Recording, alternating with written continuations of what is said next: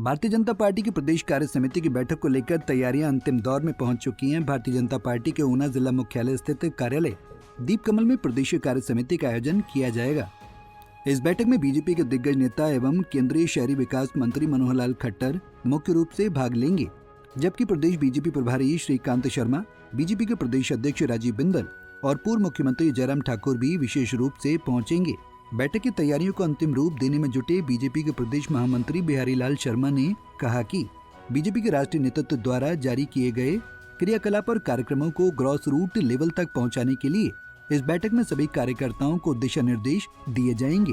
उन्होंने कहा कि कार्यक्रम के तहत 18 जुलाई को प्रदेश पदाधिकारियों की महत्वपूर्ण बैठक का आयोजन किया जाएगा, जबकि 19 जुलाई को प्रदेश भर से मंडल अध्यक्ष और मंडल महामंत्री तक के कार्यकर्ताओं को बैठक के लिए बुलाया गया है।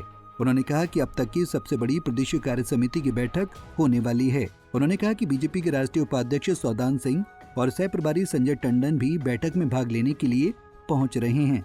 बिहारी लाल शर्मा ने कहा कि हिमाचल प्रदेश सरकार की पिछले 1.5 साल की नाकामियों को लेकर भी एक राजनीतिक प्रस्ताव इस बैठक में लाया जाएगा। इसी के आधार पर आने वाले समय में हिमाचल सरकार के खिलाफ एक बड़ा आंदोलन खड़ा किया जाएगा। भारतीय जनता पार्टी हिमाचल प्रदेश की 2 दिवसीय कार्यकारिणी की बैठक ऊना में 18-19 जुलाई 2024 को प्रस्तावित है और हम सभी प्रदेश की टीम विशेष रूप से माननीय महामंत्री संगठन और मैं स्वयं और हमारे और पदाधिकारी इस बैठक की तैयारी के लिए 2-3 दिन से ऊना में लगे हैं। इस बैठक में विशेष रूप से 18 तारीख को प्रदेश पदाधिकारी और 19 तारीख को लगभग 1000 कार्यकर्ता मंडल अध्यक्ष और मंडल महामंत्री तक बुलाए गए हैं और बड़ी कार्यकारिणी है। और विशेष रूप से इस कार्यकारिणी में हमारे केंद्रीय शहरी विकास व ऊर्जा मंत्री हरियाणा के पूर्व मुख्यमंत्री मनोहर लाल खट्टर इसमें उपस्थित रहेंगे उद्घाटन समारोह में।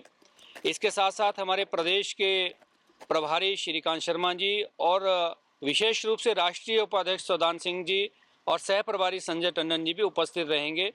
और इस प्रदेश कार्यकारिणी की बैठक में, क्योंकि ये एक बहुत महत्वपूर्ण बैठक है, हाल ही में लोकसभा का चुनाव संपन्न हुआ है। लोकसभा का चुनाव संपन्न होने के साथ साथ 9 विधानसभा के उपचुनाव भी संपन्न हुए हैं और इस बैठक में प्रदेश सरकार की 1.5 वर्ष की नाकामियां, उसको लेकर के एक राजनीतिक प्रस्ताव भी आएगा, उस पर चर्चा होगी और उस चर्चा के आधार पर आगे आने वाले समय में प्रदेश सरकार के खिलाफ एक बड़ा आंदोलन खड़ा किया जाएगा। इस प्रकार की चर्चा और योजना इस बैठक में बनेगी और इस बैठक की तैयारी की दृष्टि से यहाँ ऊना के कार्यकर्ताओं में बहुत उत्साह है। लगभग 17 कार्य विभाग हमने इस बैठक की तैयारी के संबंध में बनाए हैं और लगभग 200 के आसपास कार्यकर्ता यहाँ ऊना जिला के इस कार्यकारिणी की बैठक में लगे हैं और बहुत उत्साह के साथ इस कार्यकारिणी को संपन्न कराने के लिए ऊना के कार्यकर्ता काम में लगे हैं। बिहारी जी, बात की जाए लोकसभा का चुनाव हुए, उपचुनाव भी हुए। लोकसभा चुनाव में भाजपा का प्रदर्शन बहुत ही बढ़िया रहा, लेकिन कहीं ना कहीं उपचुनाव जो हुआ उसमें भाजपा जो है वो काफी पिछड़ी है।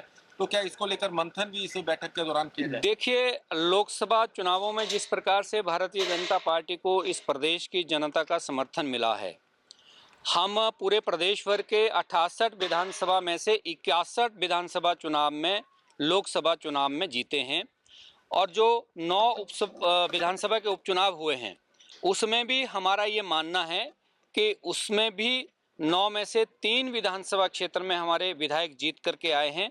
वो भी भारतीय जनता पार्टी की एक बहुत बड़ी उपलब्धि है और भारतीय जनता पार्टी के पास 25 विधायक थे और 25 से बढ़ करके हमारे 28 विधायक हुए हैं और मैं ये मानता हूँ कि ये भी भारतीय जनता पार्टी की एक उपलब्धि है। वहीं बिहारी लाल शर्मा ने ये भी बताया कि हिमाचल प्रदेश में लोकसभा चुनाव के दौरान प्रदेश की जनता ने बीजेपी को भरपूर समर्थन दिया। इसमें 68 में से 61 विधानसभा क्षेत्र से बीजेपी ने लीड हासिल की है। हिमाचल प्रदेश में हुए 9 विधानसभा क्षेत्र के उपचुनाव में बीजेपी के 3 प्रत्याशी जीत कर आए हैं, जिसके चलते 25 विधायकों वाली बीजेपी की विधानसभा में अब संख्या 28 हो गई है। ये भी बीजेपी के लिए सकारात्मक है। पंजाब केसरी टीवी के लिए ऊना से अमित शर्मा की रिपोर्ट। हमसे जुड़े रहने के लिए हमारे YouTube चैनल को सब्सक्राइब करें और नई वीडियो की नोटिफिकेशन के लिए बेल आइकॉन को दबाएं। अगर आप ये वीडियो Facebook पर देख रहे हैं तो लाइक जरूर करें और ज्यादा से ज्यादा शेयर करें। इसी तरह के और भी अपडेट्स के लिए फॉलो करें हमारा Instagram पेज himachal.kesri।